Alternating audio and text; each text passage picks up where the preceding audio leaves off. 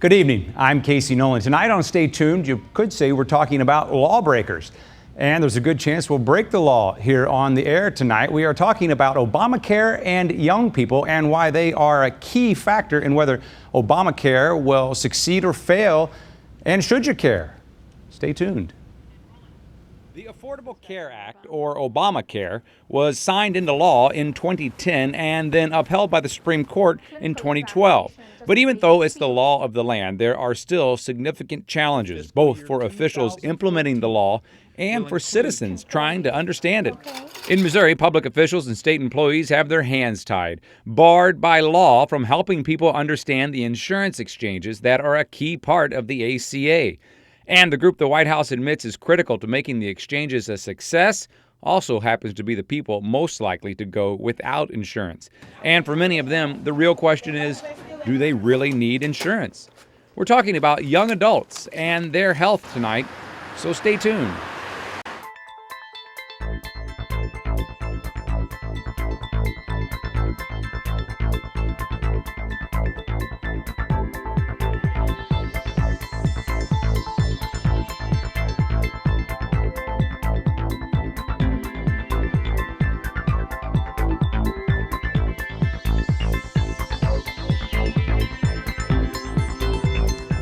Okay, we're starting the show tonight for the Director of Health for the City of St. Louis Health Department. Pam Walker joins us. Thank you for being here. I alluded to it just a minute ago that we might be breaking the law. Let me read to you Missouri law here. Quote, no public officer or employee of this state shall provide assistance or resources of any kind related to the creation or operation of a federally facilitated health benefit exchange. So here you are on a show about that exact subject. Why break? Well, you know, Mayor Slay and I strongly believe that the public has a right to know what their health care choices are. We're a very transparent government in St. Louis. We share our data, our emails, our memos, you know, everything's public. Why would I keep one of the most important things of this century secret from the public? It's my job as health director to inform, educate, and assist people in understanding what their health insurance choices are, and that's what we're going to do. So why do you characterize it that way? Why is it the most important thing of this century? Because there's a whole new paradigm for health care and how we get it and what it pays for and what it's going to cost that's been unfolding over the last couple of years. But October 1st, it's going to be totally new. How? For the first time in their lives, young adults and others who are uninsured because they work for places that don't provide insurance, more and more, they don't have Medicare, they don't have Medicaid, are going to be able to get affordable health care insurance that actually covers something. They'll get preventive care, mental health coverage, pharmacy coverage. You know, a 32-year-old will be able to get all of that if they make $25,000, say, or between that and $15,000, for about $50 a month. And they'll get a tax incentive that covers 97% of their out-of-pocket costs. They break their leg, it's $750. They go to the hospital for 3 days, it's $30,000. You know, for the first time, they'll be able to have peace of mind and have that kind of coverage. It's going to be more for other people, though, when that bracket starts to go up. Do you really, you said affordable was one of the first things you said. Mm-hmm. You've looked at this. Do you really think it'll be affordable for the masses? Yes, it is affordable. There are tax incentives for people, families of four that make up to $94,000. So, you know, your alternative is much worse to not have health insurance. And more young people in particular change jobs. They work as independent contractors. They want to start their own companies. They don't want to be bound by, I have to work here because I have to have health insurance. This lets them get that and have the independence.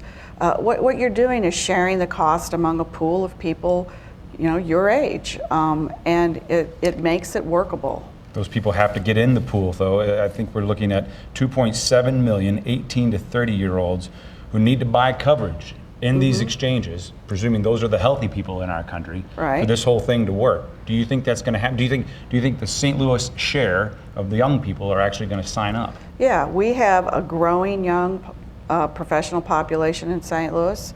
They're responsible.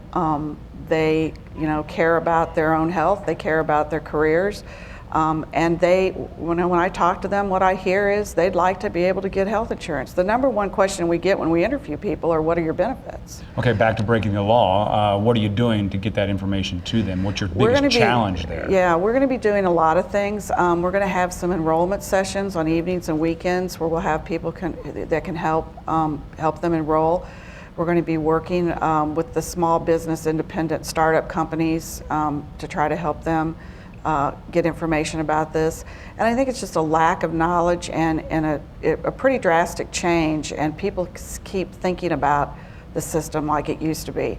I have a 32-year-old. He pays $150 a month.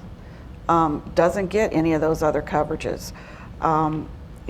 It would be nice for him to be able to get some primary care.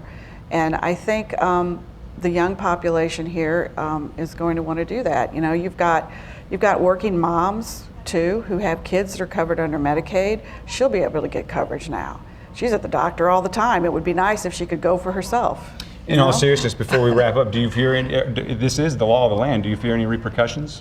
No, I'm not intentionally trying to break any law, but I am going to fulfill my responsibility as health director. And if someone feels that I'm breaking the law, they have the option to sue under that state law, and we'll deal with that when it happens. Pam Walker, City of St. Louis Health Department, the Interim Director of Health. Thank you very much for your time. We appreciate you being here. Okay, so this is about you, the folks who are on Twitter, and we need your voice in this conversation to make this conversation meaningful. And Ed Reggie is here to tell us how to make that happen. Ed? Thanks, Casey. Well, I am actually the one, as Casey was saying, who's interacting with you when you're on social media tonight. And in fact, earlier this week, we put some questions out on our social media. And we asked actually those individuals, 18 to 35, what they think about the Affordable Care Act. And we did get a lot of responses. In fact, keep responding throughout the night. In fact, we're hearing everything from could ACA actually be not really usable by youngsters who are at their age, healthier, or we're hearing the reverse, that this is actually going to be very useful for those at that 18 to 35. So keep your conversations going. There's two ways you can join in. One way, there is on Facebook. We put a question up there earlier today. Log on to our Facebook page, the 9 Network, and post your questions. We have a panelist tonight, and we can actually ask them your questions if you have any. Also, you could use the hashtag StayTunedSTL. Let's see what you're saying.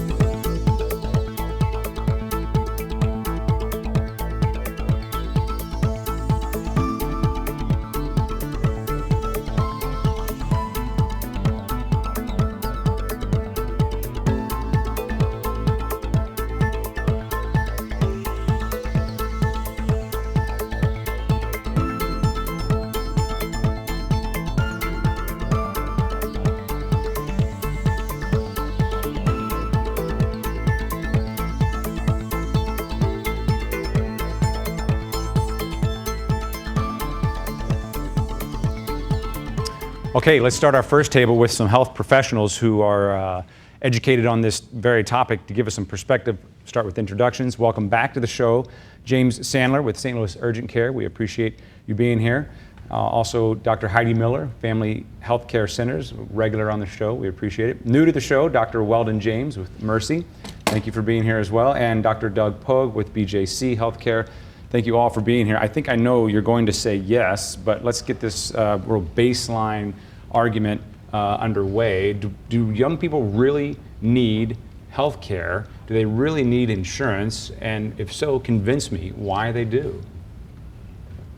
One at a time. Absolutely.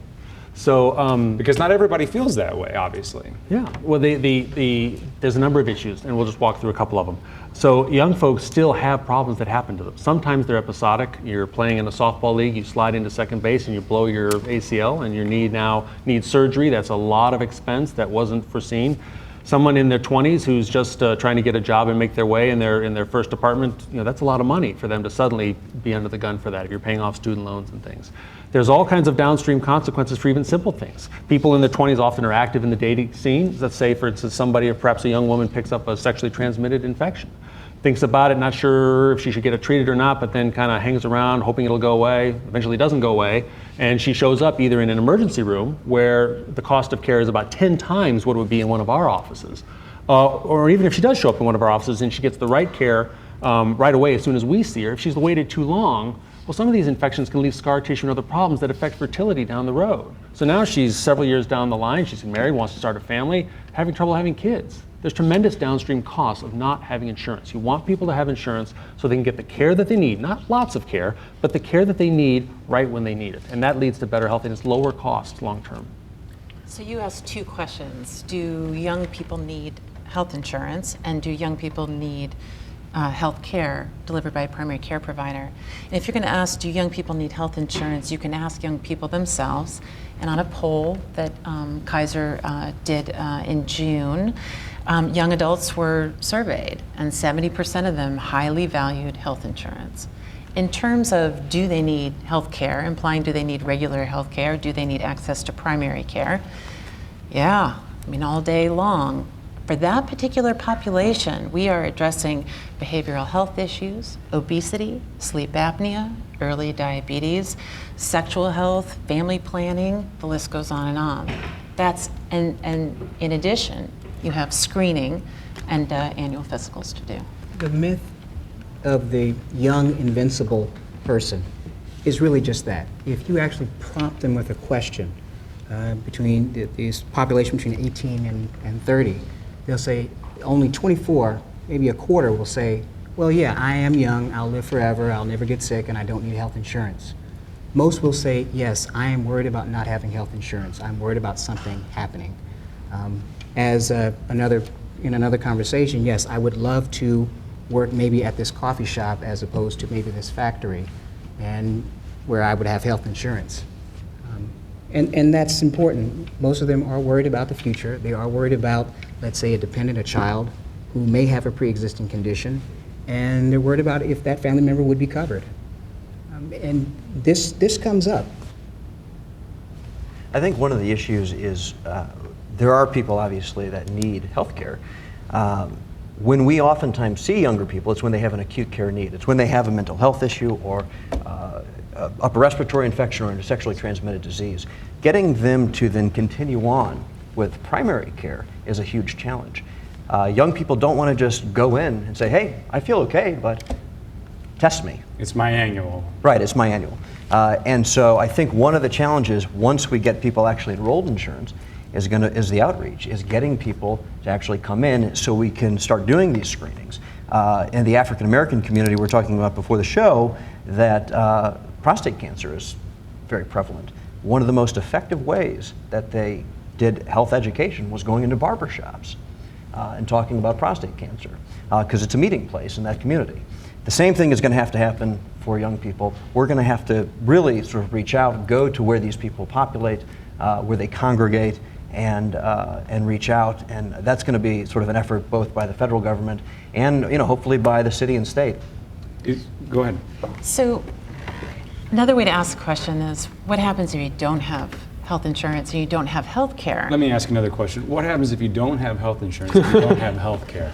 So I have met a number of new patients in their 50s, and they said goodbye to their pediatrician at 18 for their last football physical, right. And then they showed up in the emergency room at 50 with a heart attack. And they had to have had elevated blood pressure and cholesterol for at least a decade before they developed a heart attack. And what an incredible lost opportunity. And you can never make up that lost heart tissue. The other way that I get patients not referred from the ER, but I've had a few gentlemen who have presented at 48, 52 with erectile dysfunction. That part of the body can be a barometer for the entire health. Same thing. Well, you know what? It turns out you have diabetes and you have hypertension. And that's why your body's not working the way that it's supposed to. And if this has happened, same thing. This issue has been occurring for 5 to 10 years already. I would have loved to have caught that problem earlier. Young people in Massachusetts, where sort of the the model for this national health The care test reform. ground people have Right. referred to it as. Right, the test ground. Young people actually felt pretty good about it. I mean, it's actually rather popular.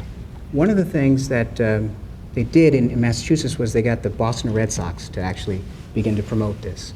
And so if we use sort of sports celebrities, the celebrities, maybe we have a social media campaign, or if young people, they use video games and you sort of maybe put it in one of those advertisements inside of an Xbox or something like that, you can get it. It's just about meeting young people and telling them about these issues that have to be addressed, as you said, before it becomes a crisis at age 50 or 60 when they have a heart attack. And that folds into the economic argument. So everybody wants to talk money now, right? So who's going to pay for this, and how do we shift who pays for healthcare and that? So in primary care over the long haul, okay, it's not just a medical service, it's a relationship. And it's a relationship in which people can begin to trust the doctor that they're with, and to be able to open up to them, and to be able to really plan with them. You know, often a life well lived is a life well planned. And that kind of planning from a healthcare standpoint is done in the primary care office. And so if you can get people into that situation so they can actually start to really game plan when they don't feel bad at all, but they're 50 pounds overweight and they've got lots of habits. You know, they, for instance, they feel just fine smoking a pack of cigarettes a day. No problem, they feel the same as their buddy who doesn't smoke. It's too soon for them to feel bad yet. But that kind of intervention done over the long term, that saves tremendous money down the road. It also saves, from an economic standpoint, it saves productivity. So that 50-year-old would otherwise, you know, if they really got the care that they needed all the way through, they're still a happy, productive, you know, employed person, rather than having disability, other kinds of things which will cost, you know, both the them personally, but then the system as a whole and our country as a whole, lots of money down the road. And for most people, having insurance is the ticket into that relationship, into getting into primary care. So you want people, even in this young cohort, to have insurance so they can start that process, you know, get the conversation that they're going to get in all of our offices, and start to make the changes which later have this huge watershed effect for the better. Okay, Dr. James mentioned something just a minute ago. You said the Young Invincibles. Anne-Marie Berger from the 9 Network actually is going to introduce us to a group that calls themselves the Young Invincibles. My name is Marie Enger. I'm 23, and right now my primary source of income comes from cartooning. Enger is doing what she went to college to do. She illustrates and often writes her own graphic novels. She's a freelancer, and for her, working full-time means working all the time. Yeah, I work about 90 hours a week. If I'm not sleeping or at someone else's house, I'm drawing. There's no downtime. And she's not complaining. Cartooning is what she loves to do. This is what she's great at. But for someone who is just starting out and working for herself, affording health care is always a concern. Oh my gosh, yes. I have a pre-existing condition, so without health care, I can't function. I need my medication. I need to go see doctors. And if I don't have health care coverage, then I can't afford to see those doctors. If I can't see the doctors, then I can't work, and it's just this really bad cycle. Marie is affected by mental health issues, and without insurance, her prescriptions would cost about $1,500 a month. Fortunately for her, under the Affordable Care Act, Marie is covered under her parents' insurance until her 26th birthday, bringing the cost of her prescriptions down to a mere $300. Are you aware of options that you have? I've seen some things on like internet sources about it, but nothing super definite. And it's hard to be educated at this point because there's so many different sources and they all lean one way or the other. While she is covered now, she is very concerned about what will happen when she turns 26. Does having a pre-existing condition concern you that you'll get turned down for health insurance? All the time. Yeah, I've got a big one too, so it's kind of a really scary, ugly word that while in reality, my life is great, I'm really happy. On health insurance, they're gonna see this as a really big risk for them. And they're not gonna wanna give me a good rate or insurance at all. Marie's fears are very real, and there are many young people out there who feel the exact same way. How can they possibly afford health insurance? But here's the deal. They just don't know what options are out there. Don't worry though, the Young Invincibles are here to save the day.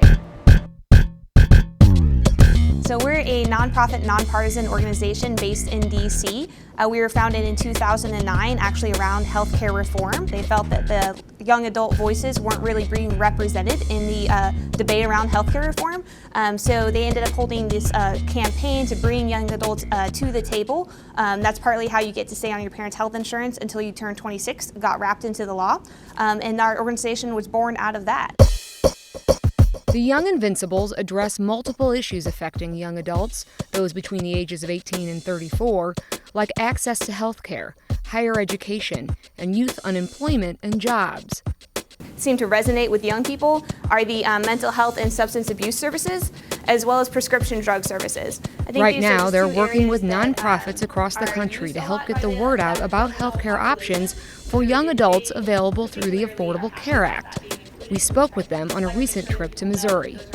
It's definitely a game changer. There's going to be so many more options that were never available previous to the ACA. Some of those include comprehensive student health plans, coverage for pre-existing conditions, savings on monthly premiums and out-of-pocket costs, and no more yearly limits on coverage. Anyone between about like $15,000 a year and $46,000 a year in annual income will qualify for some sort of tax credit on the marketplace. So that really helps young adults, especially those with lower incomes or entry-level jobs, things like that, will probably be able to get affordable health care coverage on the marketplace. There are a few things that it does require. Getting the word out. Well, these young invincibles have their work cut out for them. It covers three. Take Marie, for example. Remember, she's a college graduate who is concerned about the cost of health care. Have you heard of the marketplace? Health insurance marketplace? No. I think that that's a big challenge is getting that education out there, spreading awareness. A lot of people just don't really know that these options are available. So making sure that they know that they have an affordable option, that they can go to healthcare.gov and see all of their options and pick an appropriate plan for them that's hopefully affordable is really the key. You'll be happy to know then with the ACA that pre-existing conditions don't matter. Yes. Very good. Good to me. Good for a lot of people. So we heard from the doctors at the first roundtable about why young people should be concerned. Now let's talk about what the law says to young people with our next panel here. We'll do some introductions. Emily Bramer, welcome back to the show with Bramer Conley, LLC. Thanks for being here. Tim McBride, Washington University. Thanks for being here as well. And Jen Bursdale with Missouri Healthcare for All. So what provisions of Obamacare, the Affordable Care Act, would you say most closely relate and have an impact on this age range we are talking about? Well, I think that the cost issue for young adults is going to be one of the main things that they need to be aware of and that needs to be addressed. When you look at what's happening with the rates from the community rating standpoint, currently in the state of Missouri, and you hear things in various parts of the country about what's happening with different states and with the rates, but in Missouri, you have a very wide spread between what somebody in their 60s and somebody in their 20s might pay for an insurance policy, whether they're on an individual policy or whether they're on a small group policy that has age-banded rates.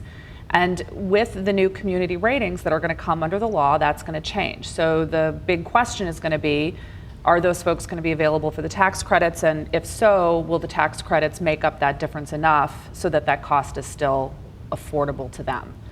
And go ahead. I'm really excited about all of the new opportunities that there are for young adults under the Affordable Care Act.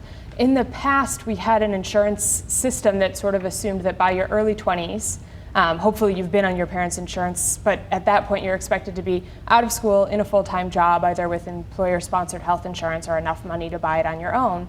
And in today's economy, that's often not the case. Young people out of school are finding part-time jobs at first, they're taking a break year and going back for a graduate degree. So now we have a system where you can stay on your parents' insurance until you turn 26. You have better options for getting coverage if you don't have it through an employer. Just the provisions that you can't be denied coverage or charged more for having a pre-existing condition is going to help a lot of young adults. And of course, we know Missouri still has that important decision to make about the Medicaid expansion. And a lot of the people that would qualify for that Medicaid expansion fall in the young adults category also. We're talking about young people who are at the beginning of their careers. They're not always going to be in the sort of low income category, but starting out, they need a little bit of help, whether it's through the tax credits or the Medicaid expansion. I think Emily told the story correctly. It's going to be a trade-off between whether the tax credits are going to be high enough to offset the effects of what's called the age banding, that's going to make it a little bit higher for the young people.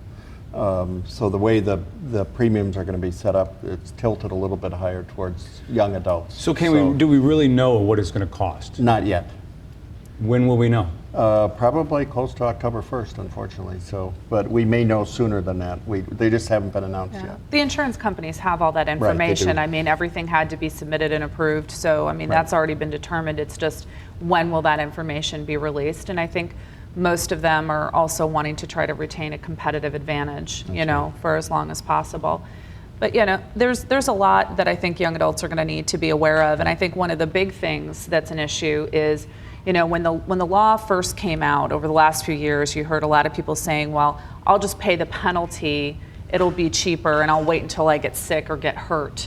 Not only have people said that, but that we discussed just before we came on camera, in all transparency, there is a National Center for Public Policy Research, a conservative organization that has a study out that says young people would actually, in fact, be better off, especially in the first few years, by just paying the penalty. I think be better is a misnomer. I think that cheaper would be accurate, Right. but better off as long as nothing happens to them. Right, cheaper doesn't always mean better off. It's cheaper not to have car insurance, but I don't think many people would argue that that's a better plan.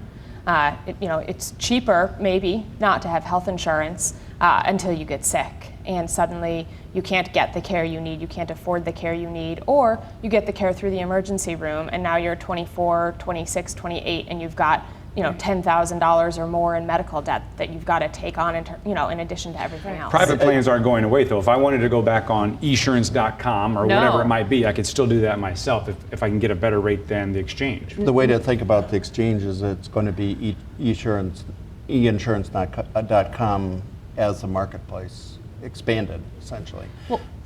Yeah, but I mean, in addition to the exchange, you're going to have a private marketplace. Not all of the insurance companies are participating in the exchange. In fact, a number of them, including big players like United Healthcare and Aetna, are not going to be participating in the exchange. So those plans you'd buy outside of the exchange.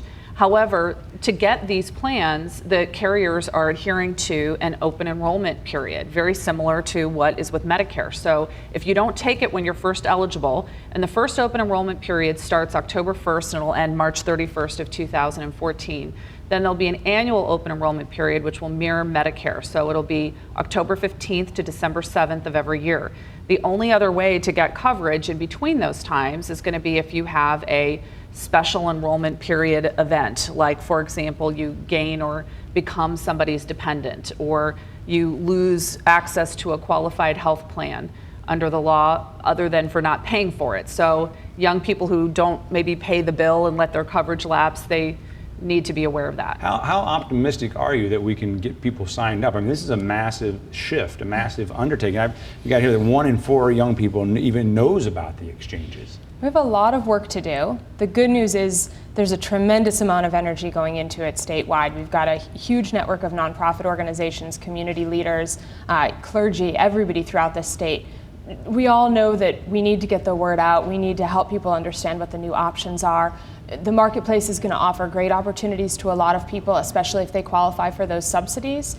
It's important too that even the private plans sold outside of the marketplace, a lot of them are going to have better coverage than they did before because they're going to be required to cover what we call essential health benefits. So maternity care will be covered, mental health care will be covered, and none of those plans are going to be able to discriminate based on pre-existing condition or gender, which we know has been a huge problem, and that's affected young adults as well. I think one of the things to understand is what we just discussed is there'll be 6 months to understand this.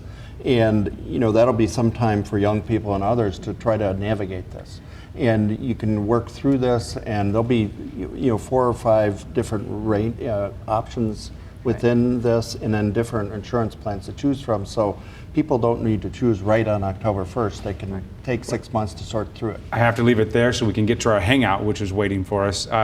Online, find us on Twitter, #StayTunedSTL, but we also use the Public Insight Network to hear what you're saying about this issue, and here is your response.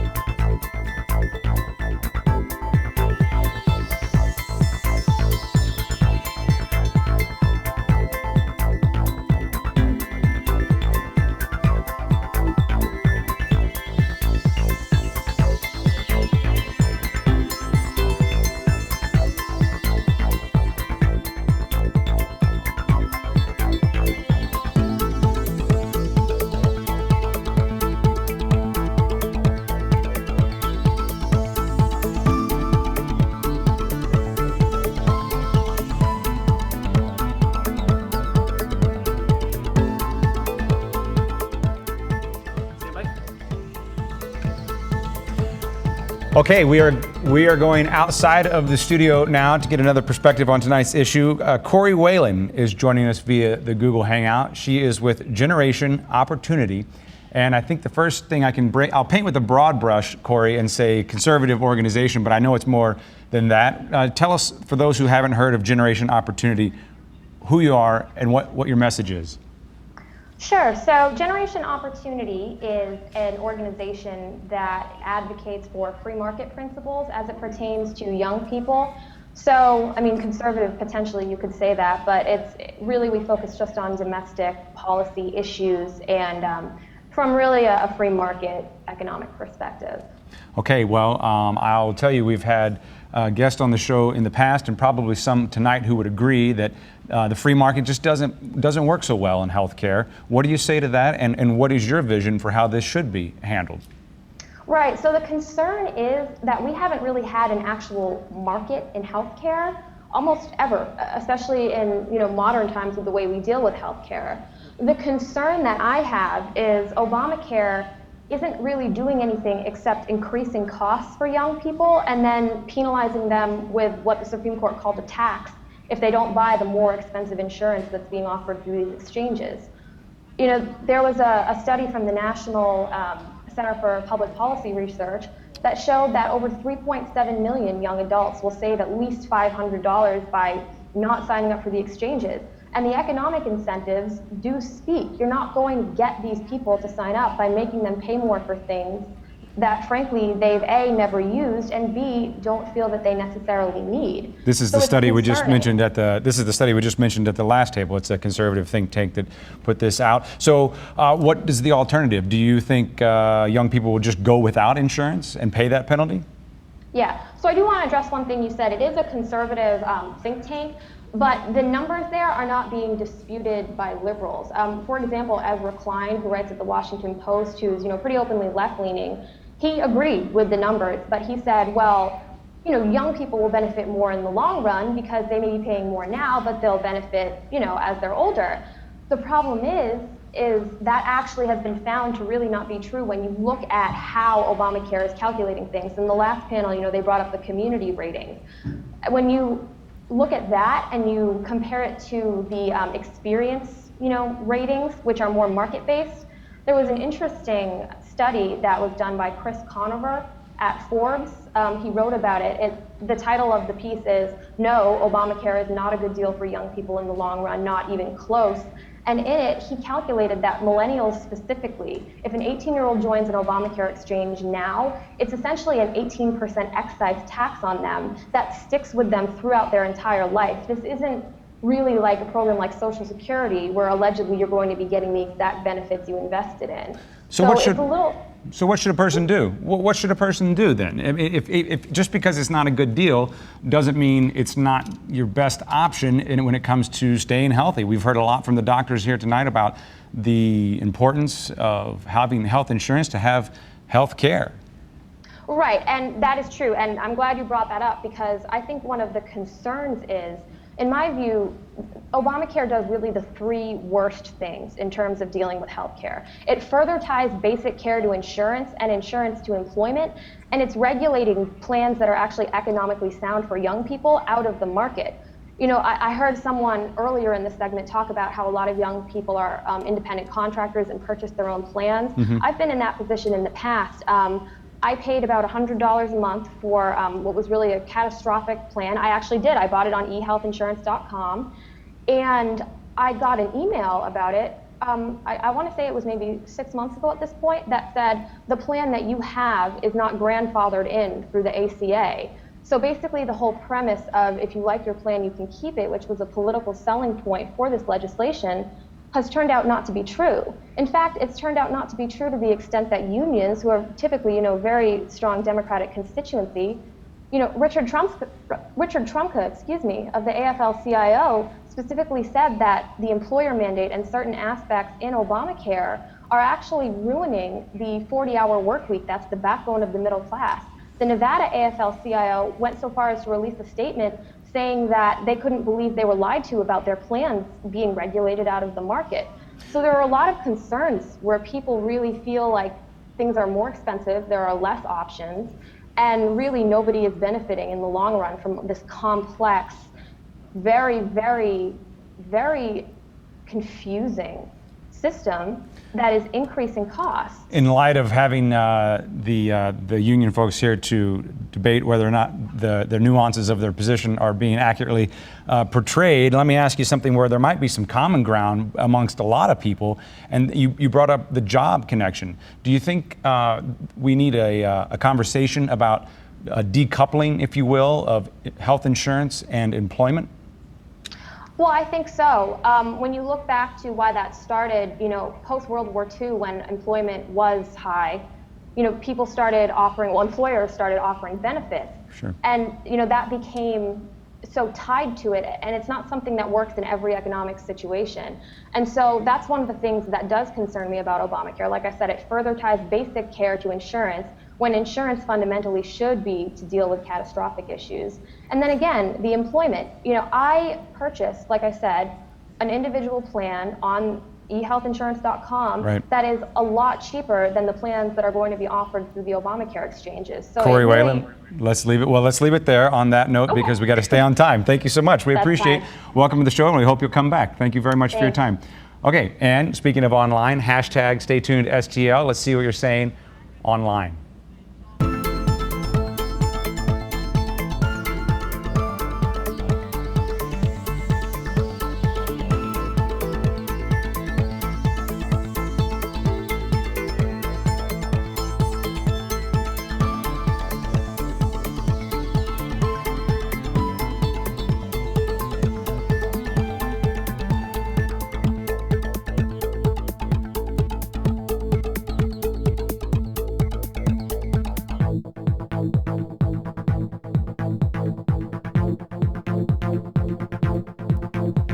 This is where we normally do our community table. We've got some concerned and active community members here, but you all are going to kind of wear two hats for us tonight because you are all in the medical field in one way or another. Welcome back, Nick Semenkovich, MD, PhD candidate. How much longer do I have to say candidate? I don't, that's not a question. Okay, fair. Alex Hallen, SLU law student, and also Kevin Regent with the Regent firm. You're kind of chomping at the bit. She did a great job. She's a very passionate young lady we just had on the show there, but I think it sparked some conversation. I tend to disagree with her a little. The idea that healthcare is a free market, I think, is very misleading. The one tenet of a free market is that you as a consumer can understand what you're getting. When you go to buy a cell phone, you can choose the right cell phone because you know what feature you want. You want the phone that has the speakerphone or the nice screen. With healthcare, you never really know what you're getting. Study after study shows when you go to the doctor, you judge the doctor not based on if they did the right thing, not based on if they gave you the right medication or recommended the right procedure. You judge them only on whether or not they were friendly to you. You judge them based only on that. And they could give you the exact wrong prescription. They could do the worst possible thing for your care, but they're friendly and nice and you think they're great. But they could just be mean and gruff but do exactly the right thing and you think they're a terrible doctor. A relationship, as the doctor described it earlier. You can't have that kind of free market when, as a consumer, you haven't been to medical school. You didn't do a residency. You don't know what is going on. I think that puts it all in kind of a different light. Well, I'd like to add, I think you could, one aspect of the free market I think is missing in healthcare is some sort of price transparency. Certainly true. And letting people be consumers. And I think if you were to move in that direction with healthcare reform and let people choose what the better, what the cheaper MRI is, if it's the same quality, who cares? Get the cheaper one. I think if you start implementing that type of reform, that I think is free market reform. I totally agree. That gets back to information, though. Young adults, which is why we're here today to talk about that, need information. They need it to be good consumers. They need to go to the marketplace starting October 1st to make good decisions. And that's on all of us in the medical field and in adjacent fields to make sure that young adults know where to go to get that information. They can't be a good consumer and pick the right MRI or the right doctor to go to without the information. So we want them because they're healthy, but because they're healthy, they may not want in. They may, or at the very least, they may not be physically incentivized to go find out this information. Have any chance of succeeding?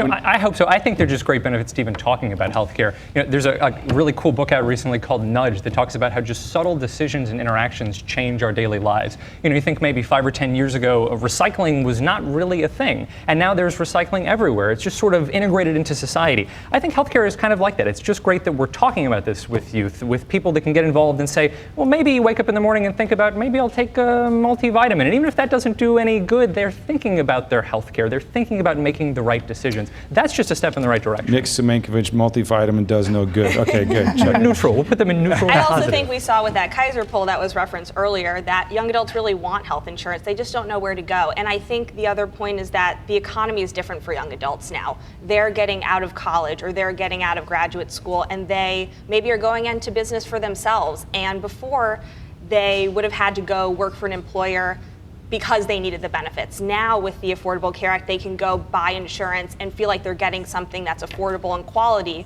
without feeling tied down to a particular job. They can go sort of be entrepreneurs in a way that maybe they couldn't have been prior to this. And I would agree that's a great benefit to allow some sort of freedom with your health plans. But another big issue is affordability. You know, the federal rates are not out yet for Missouri. We need to have affordability. If it's sure, there's a catastrophic plan that I think will be affordable for most, but when you start getting into more coverage, obviously the price goes up. And in states that have already released their rates, Florida just said it's 40% higher than their current rates.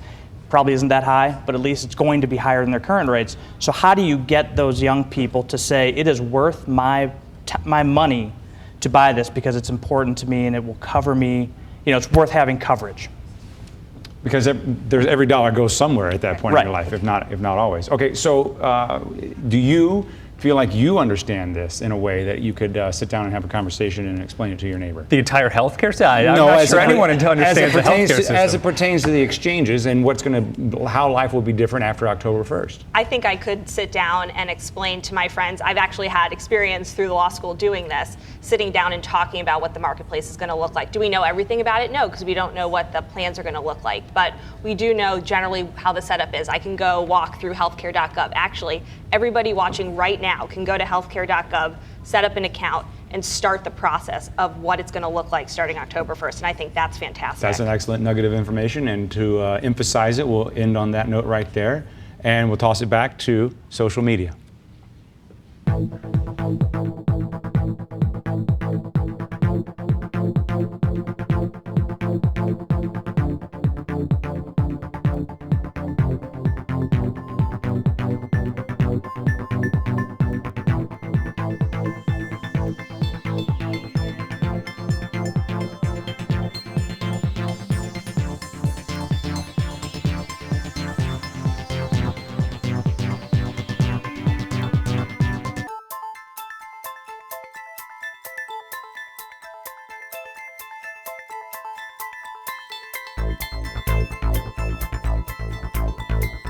Okay, we're welcoming back another return guest, also on Google Hangout, Lisa Zamosky, author and journalist with the LA Times and WebMD.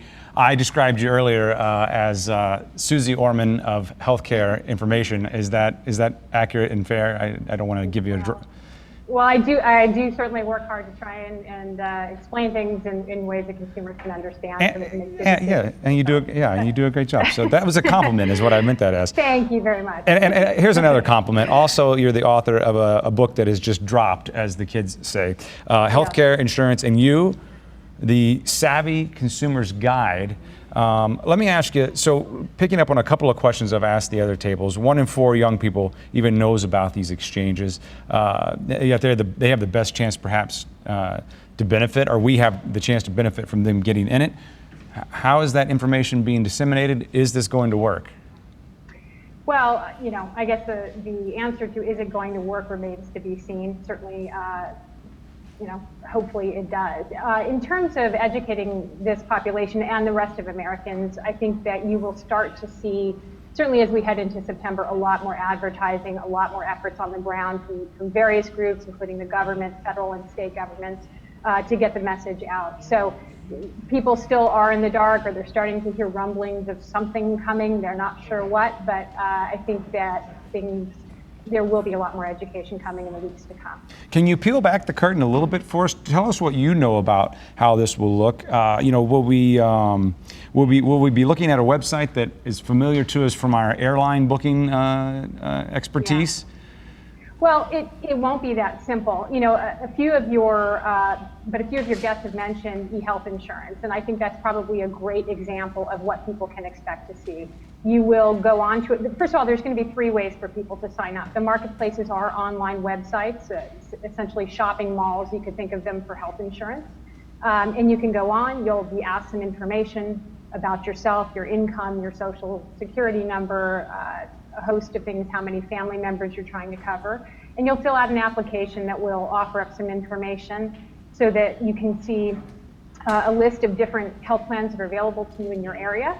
And also whether or not you're going to qualify for a tax credit or for Medicaid if you're in a state that is expanding its program, which right now, as you know, your state is not, unfortunately. But you'll be able to see your options. If you prefer to fill out the application and mail it in, you can do that. If you prefer to sit in front of somebody or get on the phone with somebody and get some help personally, those opportunities will be available as well. Let's draw on your book as a resource. What are some tips, especially to this age group we are talking about, for saving money in the healthcare system?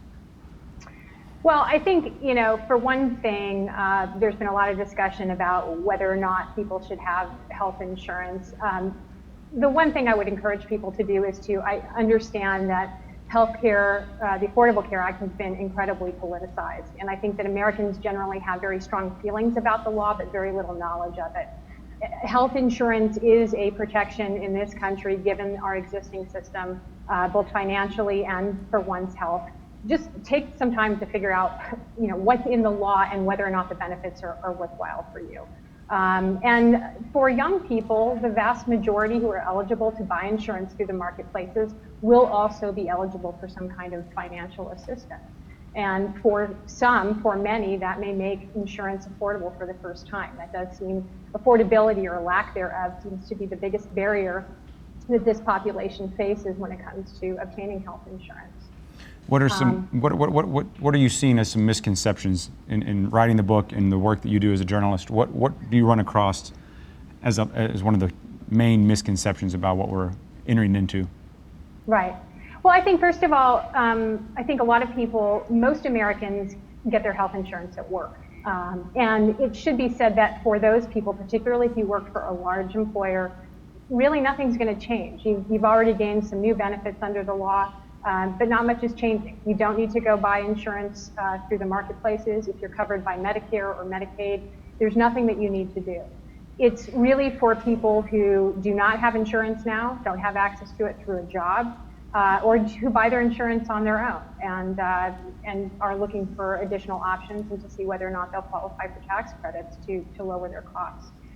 So, I'm sorry. No, I'm sorry. I asked you a question when I didn't have enough time, and I apologize. So, but thank you. Thank you for your time. Thank you for being here with us. We hope you'll come back again. Lisa Zamoski with the LA Times and WebMD. Thanks for your time. We appreciate it. We got to get back over to Ed, who's keeping an eye on hashtag Stay Tuned STL. Thanks, Casey. Well, we are hearing it. We just heard it from the Google Hangout. There are strong opinions on both sides. And I think Paul Brioni sums it up. You don't need it if you never get sick or hurt. Good luck with that. So keep tweeting using the Stay Tuned STL hashtag. And we have a post show. After the show, some people say it's the best part of the show. Log on to our website, staytuned.9net.org/live. You could watch the entire post show right there. Let's see on Twitter what you're continuing to say.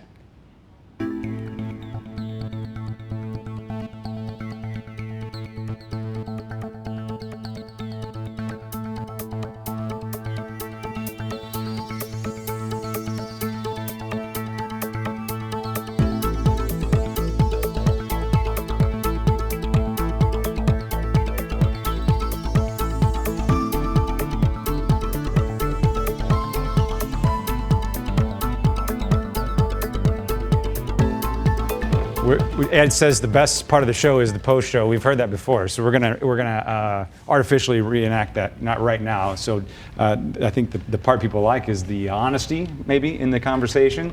By the way, you've all been on the show already tonight. We're bringing you back just in case you look familiar to people and people don't know why. Emily, James, Heidi, and Pam. What have we missed so far that you would like people to know? This is a lot coming here in October 1st. Well, I think one thing that's important to know is that once people actually get into the office, there's a lot of work to be done with the infrastructure. When we were on the show a couple weeks ago, we talked about how to fill the need. When we get a young person in and we have all these preventative health care issues, we want to talk about their mental health. We want to talk about substance abuse. Are they feeling safe at home or at school? It takes a lot of time to talk about these issues. And to be able to set up an infrastructure inside the medical office or the medical home where there are different roles and different players who can address all of these issues, because it's just not going to happen in a 5-minute appointment or even a 10-minute appointment. Because young people, if we actually want to intervene and prevent things, we've got to get them to be honest with us, and that can take some time. And I think he talked about a medical home. One of the things I think is important is that there's so many people here tonight to help people work their way through this system. It's confusing. It's a major change for people, but I'm really glad to see insurance companies represented here tonight. The federally qualified health centers represented here tonight.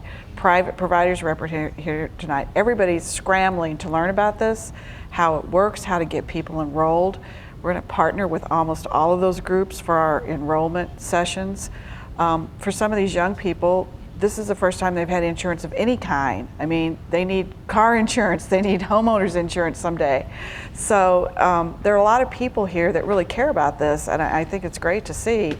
And there's a lot of help out there for people. I'm thinking of from the 1960s big information campaigns about no standing water so the mosquitoes don't grow in your backyard, or leaflets here and advertisement. Where is our information on this? Is it coming, or have I just missed it? I think there's information in a lot of different places. I mean, there's certainly information online with healthcare.gov that's being posted. We're hearing that the government's going to be using celebrity spokespeople to get the word out. But we're a month away. Is it different in Missouri because of the law that you're breaking? Well, you have to remember, the enrollment period starts October 1. Coverage doesn't start until January 1. And we've got a 6-month enrollment period. So, if we had started 3 months ago, before we really knew what the healthcare marketplace was going to look like, people they'd have healthcare marketplace fatigue by the time we wanted them to enroll. So I think we're going to hear a lot. But I do think the communication has been blunted due to the law that the state legislature passed that you mentioned earlier in the program. And for now, patients can go to covermissouri.org or healthcare.gov.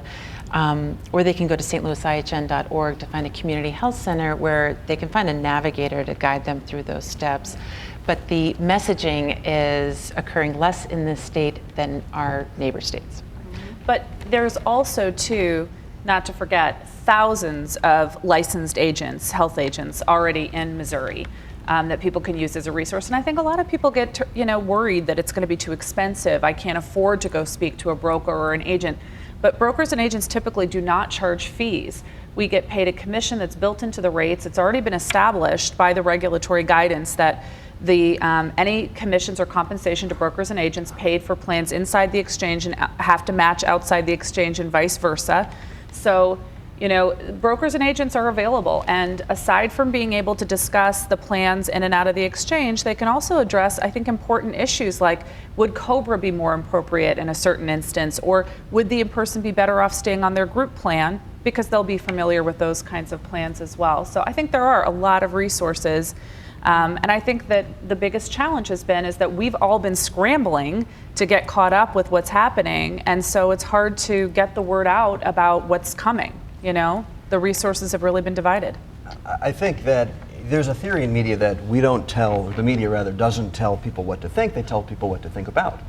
And we really, as a society, since TV came about, we have made people do almost anything and influenced people to do everything by media campaigns. We've got to take it seriously. The city has to take it seriously. The state and the federal government has to take it seriously. We've got to encourage and tell young people and everyone to get insurance. There has to be huge media campaigns and public education campaigns. Otherwise, no one's going to do it, especially young people, because they're not incentivized to do it. If they think it's the cool thing to do to actually worry about STDs before they get one, they'll go to a doctor or a nurse practitioner and they'll deal with it. I asked Pam if she was optimistic that we could get the St. Louis share of folks signed up, and we have less than a minute.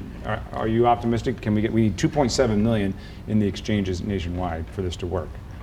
If you build it, they will come. And right now, traditionally, we have emergency rooms, and so patients come to the emergency rooms for like $1,000 a shot. But if you build a coverage model and a primary care access, patients will come.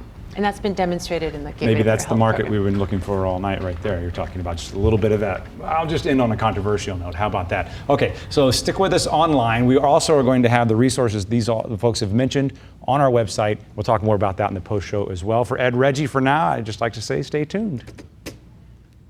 Health-related programs on the 9 Network are supported in part by the Missouri Foundation for Health.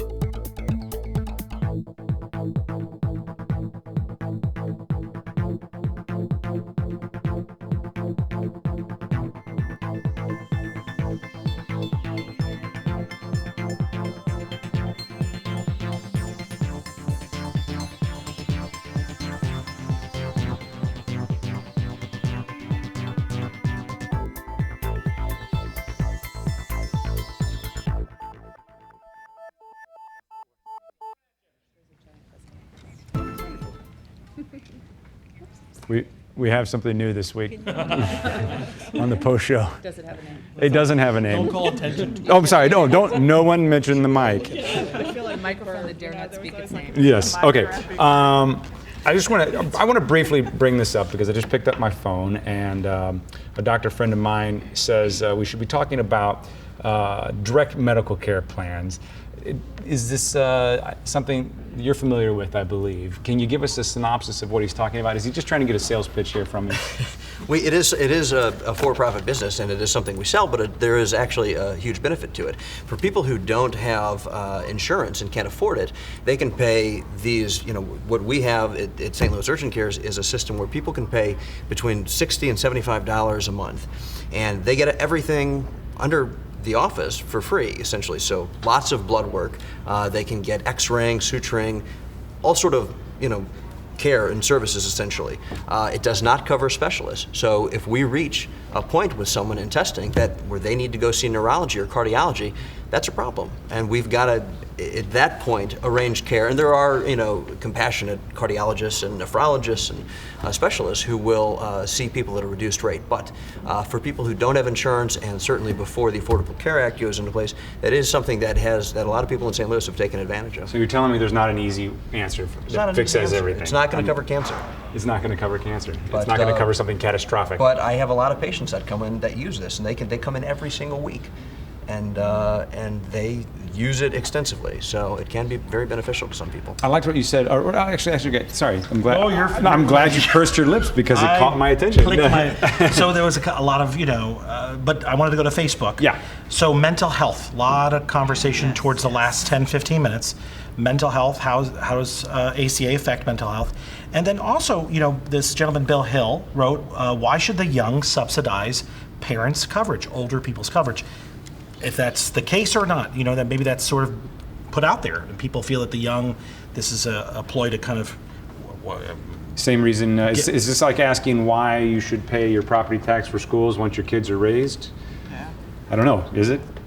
I mean, I just want to push back a little bit on the idea that all young people are invincible and that we're going to be invincible forever. We're not. We are going to get sick eventually, unfortunately. We could get sick now. Something bad could happen to me, God forbid. And I think this idea that young people don't need insurance or they're going to subsidize older people is wrong. Young people need insurance because they have health issues too. I want to go see a doctor. I want to make sure that I'm going to stay healthy when I am my parents' age. And I think that is the frame we should be looking at it, not we're subsidizing people or it's going to cost us a lot of money. We have to think about the long term, not just the short term. Back to Ed's first point, go ahead, I'm sorry. Oh, I was going to say, one issue with that, I agree, but if the whole point is to get young people into the system and get young people, paying premiums, raising the price probably isn't the best motivator. Now you're giving them a better product, but they are essentially subsidizing, so you are running into a few more difficulties with getting people to choose that they want to participate in the system. You need to sell them on why they need to participate. I think we've heard some things about price that make it affordable for young adults to have insurance and have good insurance. Yeah, the price will be lower than what they have to pay today for just catastrophic, to get preventive care, mental health, pharmacy. And the mental health issue is extremely important. I want to come back to the mental. It is extremely important, so I'm going to write it down. But I just want to tidy up just a little bit there. Let's say you're the graphic designer, you're working on your own, and you're not just looking for catastrophic care, but you're looking for something in the exchange that's maybe not Cadillac either, but not catastrophic. Is it going to cost more than you could buy right now? No, it does not. I think people seem to be. I can't seem to. There's a calculator. There's a calculator on healthcare.gov, so you can go find out for yourself. But I entered my 32-year-old son, and under that calculator, he'll pay $44 a month. He pays $150 now for catastrophic care. For $44 a month, he'll get the Silver Plan, which is all primary care, mental health, pharmacy. It is extremely affordable compared to what you have to pay now for health insurance, and it's why they don't get it now.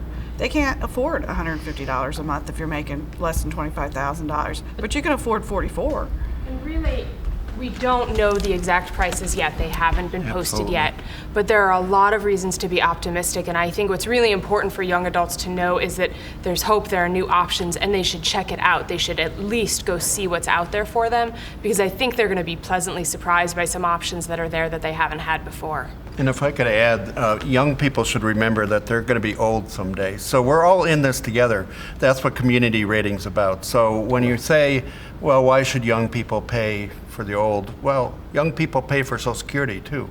Well, they don't have a choice in that. They don't pay. They right, don't pay their 401k but that's why moment. this is a mandatory program.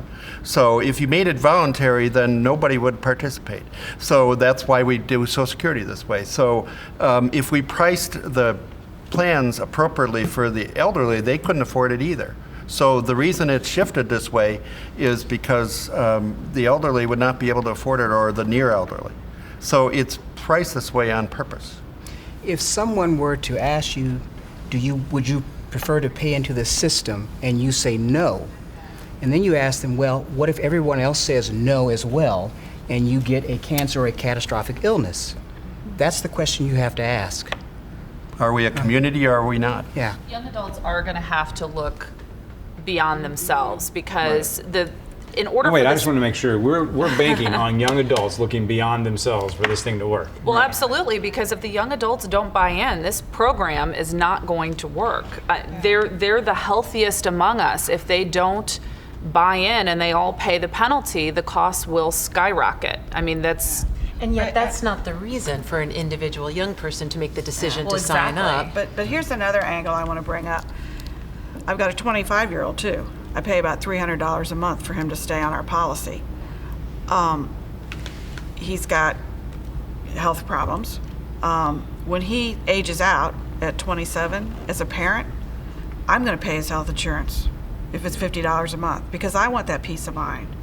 And you've got a whole set of parents out there that are paying for their kids' health insurance now, but they don't have options when they age out at 26.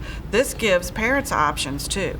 And we're also talking about that population up through age 35, approaching 40. As you start approaching age 30, you start hearing about bad things happening to your friends. When you're 22, yeah, you're invincible, but you're on your parents' insurance. When you're 30, you're on your own, and bad things are starting to happen to friends and family, and you start thinking about health insurance. I want to get a little more in from the audience via the Public Insight Network, and I also want to give Pete a chance to rest his arms. So on the boom that we don't talk about. So I believe this one says, my brother who sells insurance tells me premiums are going to skyrocket. Are premiums going to rise? This is a question a lot of people, and we're still going to get back to mental health, so we got to stay on time, and because I want to get back to that and devote a decent amount. Tell, gosh, that's what an insurance company would certainly tell you if they were opposed to the legislation. The piece that I always thought was interesting about the ACA was something called the medical loss limits and medical loss ratio.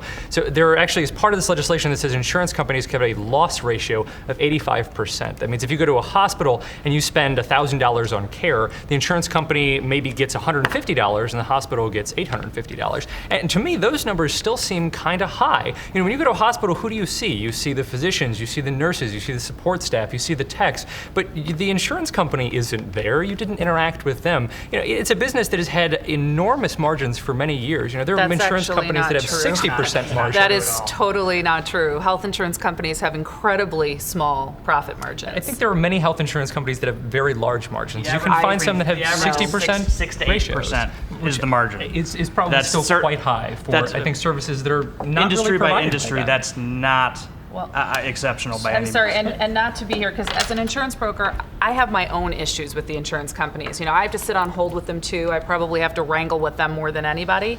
But I would say that you can't discount what the insurance companies also have to do. They're spending billions of dollars trying to get compliant with this law and create all these new plans and make sure that everything is following the law. They have that to deal with. But aside from that, a lot of them provide nurse hotlines that you can call 24 hours if you're insured, that they provide other services as well, disease management programs to help you figure out how to manage your chronic illness and get access to care. Those are newer programs, I think, as a response to some of these laws. So can I jump in on the skyrocketing question? Because the answer is we don't know in Missouri.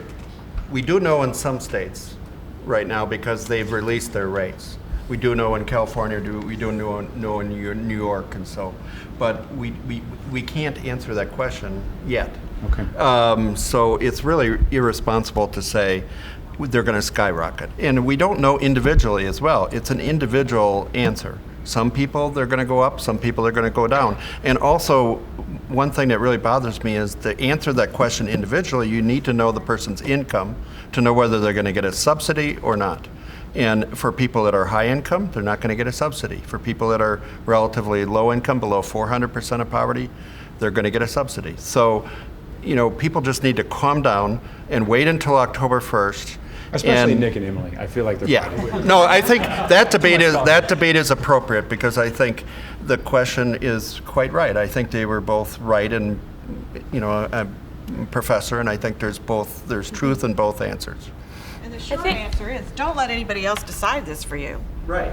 October 1, go to covermissouri.org or healthcare.gov and find out for yourself. Okay, can we go back to mental health? Because I'm curious if you think that we will be in a completely different society when it comes to mental health coverage. Is this going to drastically change the way we look at mental health, our access to mental health care?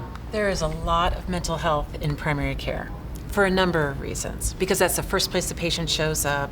They come because they can't sleep, but the real issue is that they're depressed. And having access to a primary care provider to start addressing that issue is very powerful. And for young adults in particular, this is a key issue. There are a lot of young adults that have undiagnosed mental illness, and they miss work because of it, and they don't know why they're missing work, and they've got somatic abdominal pain and headaches when in fact they are going through so much psychological stress that they need someone to diagnose that and target treatment in that direction.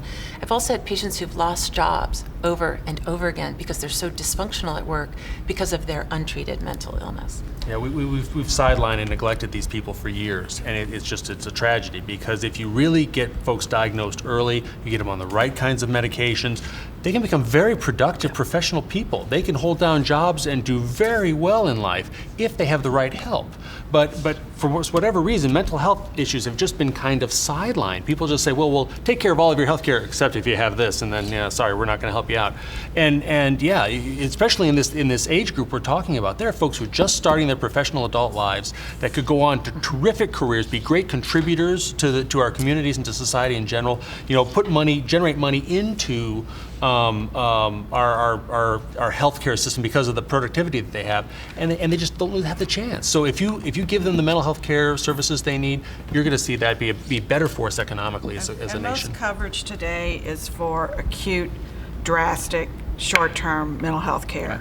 And then you're kind of on your own again. And somebody has really serious problems, such as schizophrenia or something like that. You need an intensive 6-month management of your medications as you try different things and work those things out. And that's just never really been covered before unless you had a really expensive plan. You have to see mental health as a medical problem and not just a psychological problem. So that someone will take insulin to regulate a chemical imbalance of sugar. Someone will take something like Lipitor or Crestor to regulate a chemical imbalance of cholesterol. So someone will take something like Prozac or Zoloft to regulate a chemical imbalance of a chemical called serotonin. And once that's there, then yes, they're more productive at work. They can fulfill their social and professional obligations. Sorry, I didn't mean to be silly on that. I appreciate what you're saying. That was my way of segueing to, I think we've run out of Pete. He's petered out. No, okay, we're groaning now. They need to pay for your gym membership. They do, and we are running out of stream time online. So thanks, guys. I appreciate it. Thank you. Thank you. Thank you.